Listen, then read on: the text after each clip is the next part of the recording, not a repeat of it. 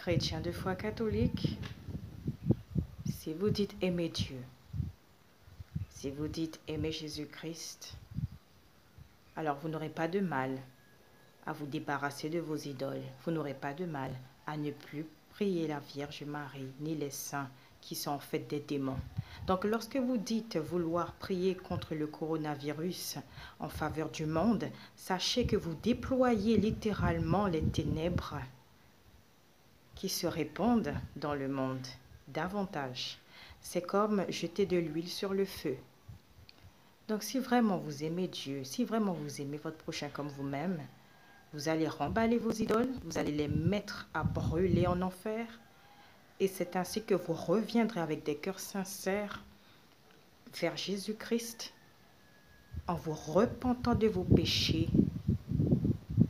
Et c'est ainsi que le Seigneur entendra vos prières.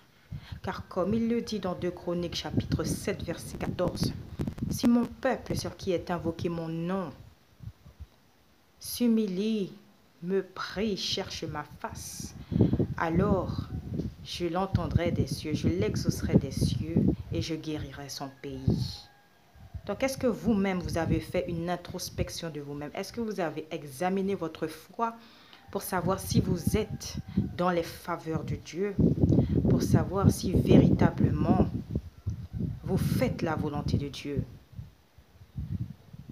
Parce que croyez que dans cette grande tribulation que le monde passe, que Dieu appelle toute âme à la repentance. Et donc, pour cela, il faut faire taire ses propres raisonnements, il faut faire taire sa propre intelligence, il faut faire taire sa propre sagesse d'homme, mais s'en remettre corps, âme et esprit à Jésus-Christ, qui, je vous le rappelle, est le sauveur, la lumière de ce monde, et personne d'autre. Donc, lorsque vous comprendrez cela, vous verrez ainsi que les choses s'accalmeront par la grâce du Seigneur, car lui seul peut tout.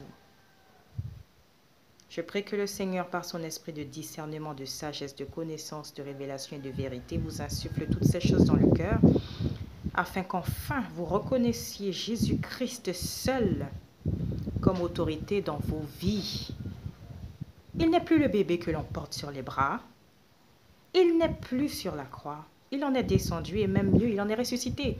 Alors si vous dites le célébrer pour les Pâques, mais que dans votre foi, vous êtes mort vous-même sur le plan spirituel, alors à quoi bon le célébrer chaque année si c'est pour de nouveau que vous le crucifiez encore à la croix? Et ce de façon perpétuelle. Lorsque vous vous adonnez à toutes sortes d'abominations, en vous accaparant des idoles, avec les yeux de Pâques, le lapin, tout ce qui s'ensuit, tous ces rites païens qui se sont ajoutés au christianisme. Donc vous qui acceptez, qui tolérez ces choses, vous vous rendez coupable aux yeux de Dieu, et ce que vous le sachiez ou pas. Vous faites ce qui est en abomination devant lui. Donc une fois de plus, si vraiment vous aimez votre prochain comme vous-même, vous allez demander au Seigneur de vous pardonner vos péchés, de vous montrer absolument tout ce qu'il y a à changer dans votre vie. Et c'est ainsi, avec des cœurs humbles et contrits, car je vous rappelle que c'est ce à quoi le Seigneur prend plaisir, vous serez de nouveau sur le droit chemin qui mène à la vie éternelle. Alors recevez ce message dans le cœur, restez bénis en Jésus-Christ, qui, je vous le rappelle, est le seul qui se soit donné en rançon pour nous. L'agneau immolé, c'est lui-même qui est célébré pour Pâques. Donc une fois de plus, il s'agit de sa résurrection à lui, non pas de celle de la Vierge Marie, qui, je vous le rappelle, est une femme qui a enfanté, comme toute femme enfante sur terre.